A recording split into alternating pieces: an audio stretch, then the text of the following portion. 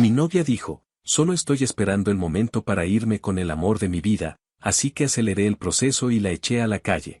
Ella habló a los vecinos diciendo que yo la había golpeado.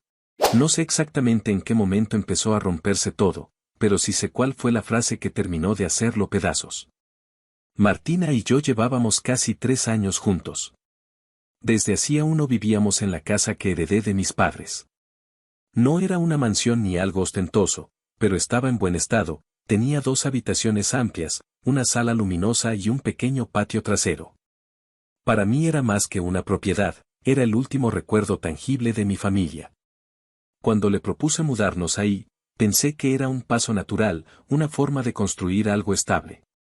Al principio, todo parecía funcionar.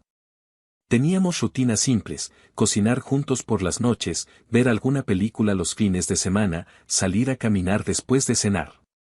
No éramos una pareja perfecta, pero había cercanía. Por eso me tomó tanto tiempo aceptar que algo había cambiado.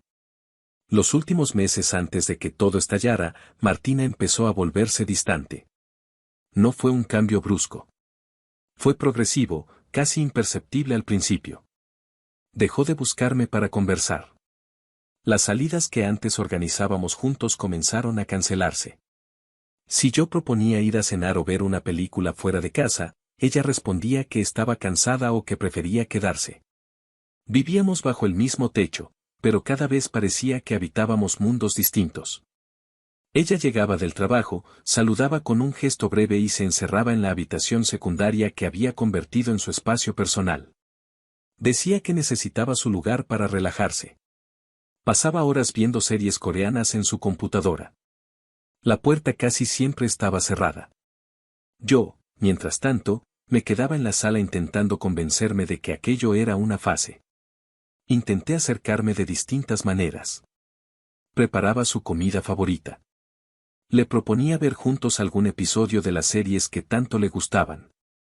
En ocasiones me sentaba a su lado, intentando comentar algo trivial para generar conversación. La mayoría de las veces me pedía que la dejara concentrarse. Si insistía, su respuesta era más directa, no ahora, por favor. La intimidad también desapareció. Al principio pensé que era estrés. Ella siempre había sido reservada con sus emociones, así que no me pareció extraño que necesitara espacio. Pero las semanas se convirtieron en meses. Cada vez que intentaba hablar del tema, su respuesta era la misma, no estoy de humor. Estoy esperando sentirme mejor. Esa frase se volvió un muro. Nunca explicaba qué la hacía sentirse mal ni cuánto tiempo necesitaba. Yo me preguntaba si el problema era yo. Me miraba al espejo buscando señales de algo que pudiera haber hecho mal. Repasaba conversaciones pasadas, discusiones insignificantes, decisiones cotidianas. No encontraba un punto de quiebre claro. Lo único evidente era que ella ya no me miraba como antes. Su mirada había perdido cualquier rastro de complicidad. Una noche noté algo que me inquietó más de lo que quise admitir. Había quitado todas nuestras fotos de sus redes sociales. No solo las recientes, también las antiguas, incluso aquellas que tenían años publicadas. Al principio pensé que era un error o algún problema técnico. Cuando le pregunté, su respuesta fue fría. No seas posesivo. Es una decisión mía. No te incumbe. La palabra posesivo me golpeó. No estaba reclamando que publicara nuestra vida. Solo quería entender por qué había borrado todo rastro de nosotros.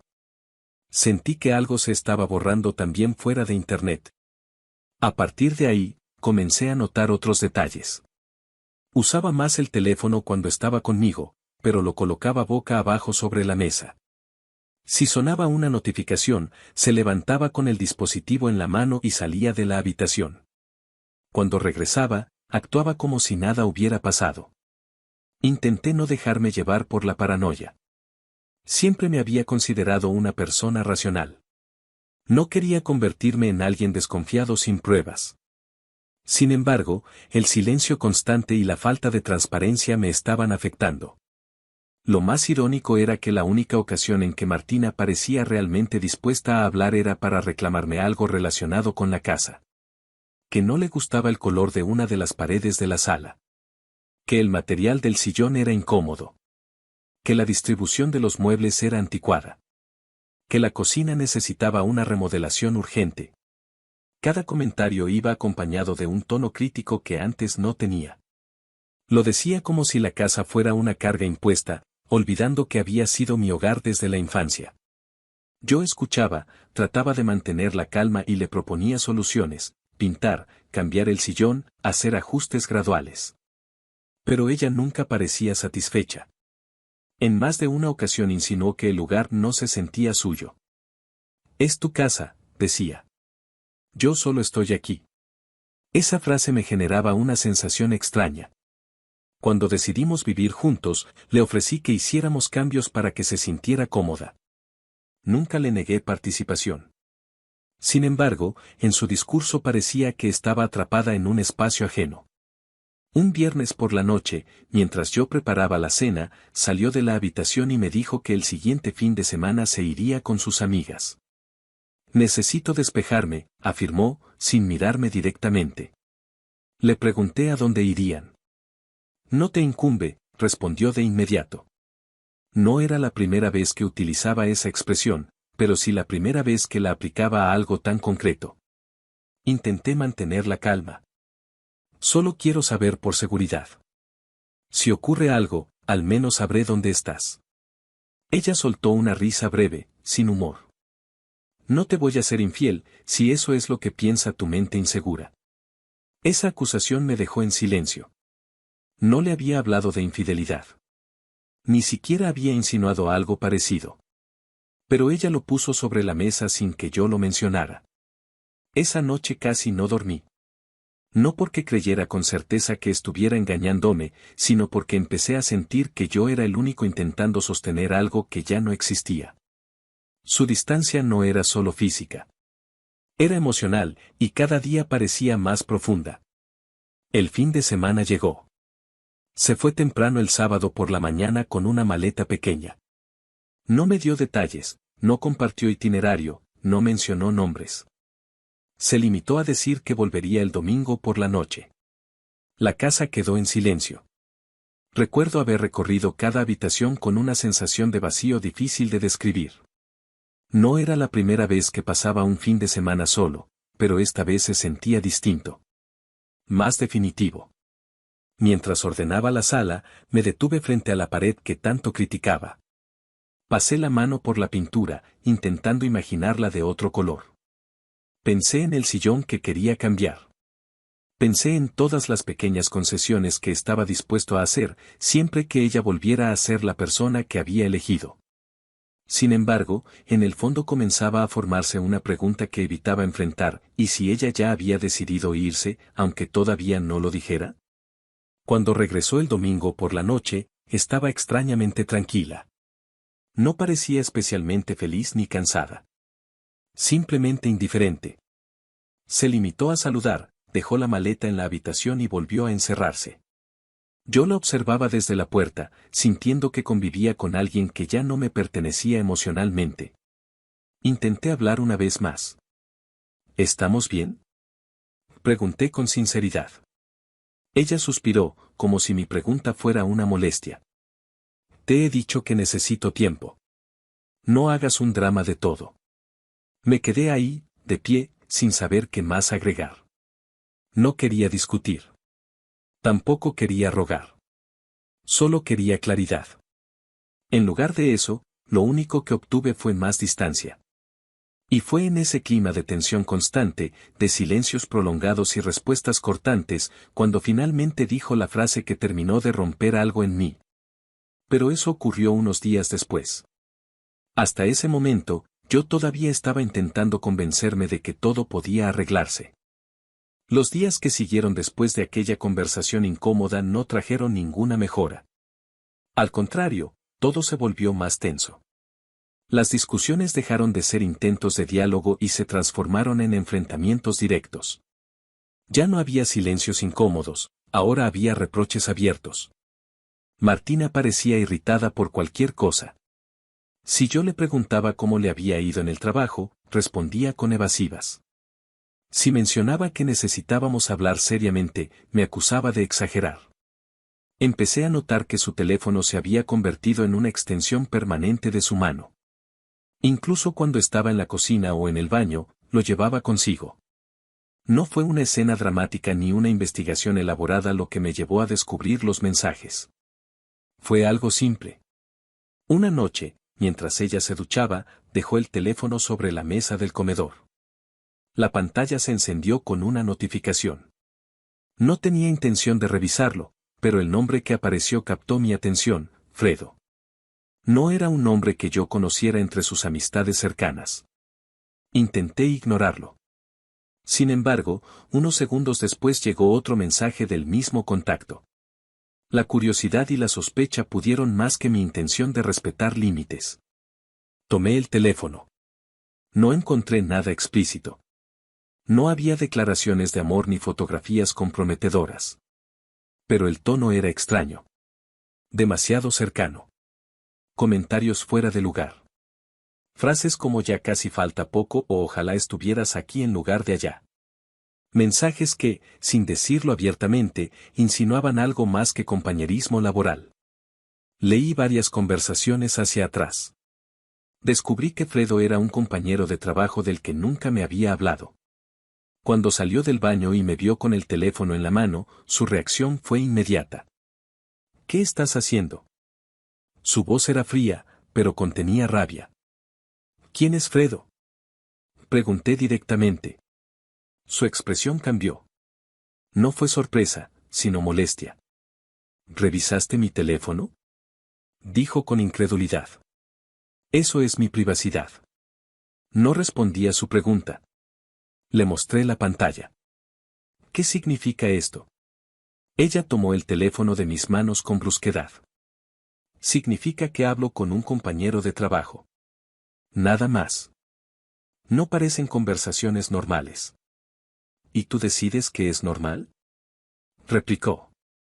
El problema aquí no es Fredo. El problema es que invadiste mi privacidad. La discusión escaló rápidamente. Intenté explicarle que el contexto, sumado a su distancia constante, hacía que esos mensajes resultaran sospechosos. Ella insistía en que yo estaba imaginando cosas. Siempre estás buscando un motivo para hacer drama, dijo. Estoy cansada de tus inseguridades. Eso me hizo perder la calma. ¿Inseguridades? Respondí. Hace meses que estás distante. No salimos. No hablamos. No hay intimidad. Quitaste nuestras fotos. Te vas sin decir a dónde. Y ahora encuentro esto. ¿Y el problema soy yo? Ella cruzó los brazos. Siempre dices que todo es mi culpa. No estoy diciendo eso. Estoy diciendo que algo está mal y tú no quieres admitirlo. La tensión en la habitación era palpable. Sentía que finalmente estaba saliendo a la superficie todo lo que llevaba tiempo acumulándose. Siempre dices que estás esperando sentirte mejor, le recordé. ¿Qué necesitas tiempo? ¿Cuánto tiempo más, Martina? ¿Qué estás esperando exactamente? Fue entonces cuando me interrumpió. Su tono cambió. Ya no era defensivo. Era directo, casi liberador. Sí, estoy esperando estar mejor, dijo con una claridad que me heló la sangre. Solo estoy esperando el momento para irme y dejarte. Estoy esperando para estar por fin con el amor de mi vida. Sentí que el suelo se desplazaba bajo mis pies. ¿Qué estás diciendo? Lo que oyes, respondió sin titubear. Tú solo fuiste un hombre que me gustó un tiempo. Nada más. Intenté procesar cada palabra, pero ella no había terminado. Pero Dios, eres tan irritante. Tu voz, tu olor, tus ojos, tu boca, tus manos, su expresión era de desprecio. Me tienes harta. Me das asco. Me quedé en silencio. Sentí un nudo en la garganta. Las ganas de llorar estaban ahí, presionando, pero algo dentro de mí se endureció en ese instante. No era orgullo. Era una especie de claridad fría. Entendí que ya no había nada que salvar. Sin decir una palabra más, me dirigí al cuarto de lavado. Tomé el cesto de ropa sucia y regresé a la habitación que ella ocupaba. Empecé a recoger sus cosas, ropa, zapatos, productos de cuidado personal. No lo hice con violencia ni con desesperación. Lo hice con método. ¿Qué estás haciendo?, preguntó, incrédula. No respondí. Eres un ridículo, continuó. Un poco hombre haciendo un espectáculo. Seguí llenando el cesto. Esto es lo normal en una relación, insistió. Las personas se cansan, se aguantan y después terminan. No tienes que dramatizar todo. Esa afirmación me resultó absurda. ¿Aguantarse? ¿Aceptar que te desprecien mientras esperan irse con otra persona? No discutí. Simplemente llevé el cesto a la puerta principal y abrí. Comencé a dejar sus cosas en la acera, una bolsa tras otra. La noche ya había caído y la calle estaba relativamente tranquila. Ella permanecía dentro, con actitud altanera. No puedes echarme así, dijo. No tienes derecho. La casa es mía, respondí finalmente. Y tú ya dijiste que estás esperando irte. Te estoy facilitando el proceso. Cuando vio sus pertenencias acumulándose afuera, salió furiosa. Durante unos segundos pensé que intentaría dialogar. En cambio, hizo algo que no esperaba. Comenzó a gritar. ¡Ayúdenme! ¡Ayúdenme! Me está golpeando. Me quedé paralizado. Está ebrio. Continuó. Piensa que tengo un amante y me está echando a la calle. Me amenazó con un cuchillo. Las luces de las casas vecinas empezaron a encenderse. Puertas se abrieron. Escuché pasos apresurados. El primer vecino que salió fue un hombre de mediana edad que vivía frente a mi casa. Martina corrió hacia él, llorando de forma convincente. Por favor, ayúdeme, dijo entre sollozos. Me quiere hacer daño. Intenté explicar, pero antes de que pudiera articular una frase, dos hombres más se acercaron.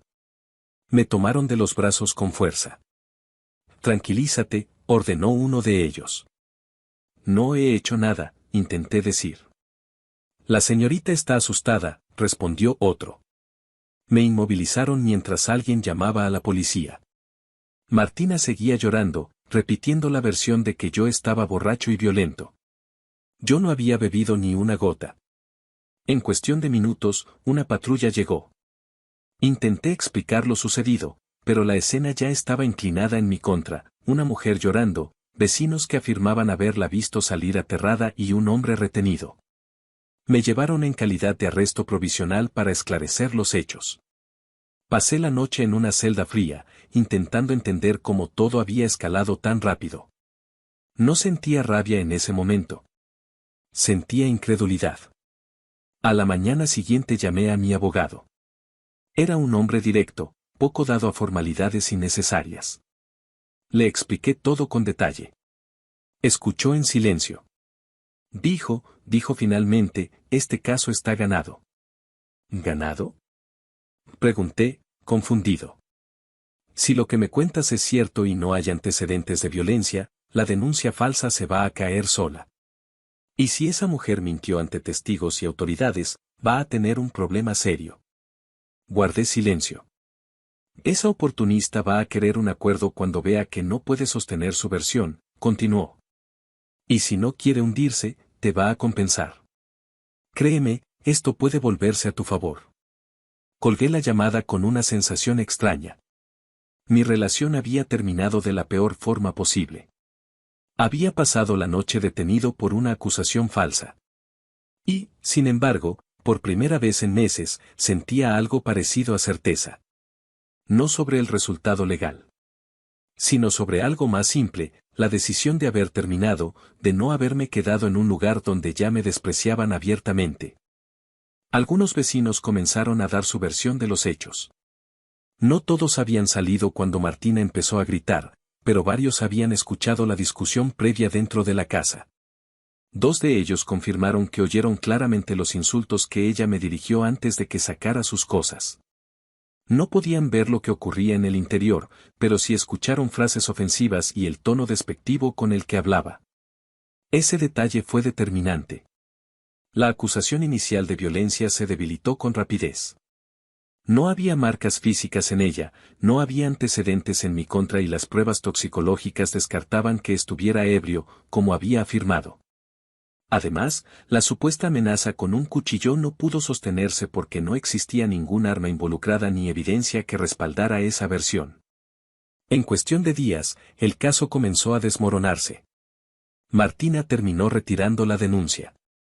No lo hizo públicamente, ni con una disculpa, ni con ningún tipo de reconocimiento hacia mí. Simplemente firmó el desistimiento cuando entendió que su versión no se sostenía. Para muchos, eso habría sido suficiente, la denuncia se cae, cada uno sigue con su vida. Pero mi abogado no estaba dispuesto a dejarlo así. Nos reunimos en su oficina, un espacio sobrio y ordenado. Me escuchó una vez más, revisó la documentación, los testimonios preliminares y los informes médicos. Después se acomodó en su silla y habló con la misma franqueza que lo caracterizaba. Esto no termina con que ella retire la denuncia, dijo. Usted pasó una noche detenido. Su reputación quedó expuesta frente a vecinos. Fue sometido físicamente por terceros. Eso tiene consecuencias. Yo no había pensado en términos legales más allá de defenderme. Estaba enfocado en cerrar ese capítulo y recuperar algo de estabilidad. Sin embargo, él veía el panorama completo. Hubo daños psicológicos, continuó. Hubo afectación a su honor. Y hubo daños físicos derivados de la intervención de esos vecinos que lo sujetaron por la fuerza. Todo eso es responsabilidad directa de quien inició una acusación falsa. No buscaba venganza. Buscaba justicia, según sus palabras. Días después, cuando Martina fue citada nuevamente, mi abogado fue claro. No levantó la voz, pero su tono era firme. Señorita, dijo, mi cliente sufrió daños psicológicos, daños a su honor y daños físicos por personas que actuaron basándose en su denuncia. Consideramos pertinente iniciar acciones legales en su contra. Le recomiendo que busque un abogado competente. Con suerte, encontrará uno que alcance la mitad de la capacidad profesional que tengo yo. Martina no respondió en ese momento.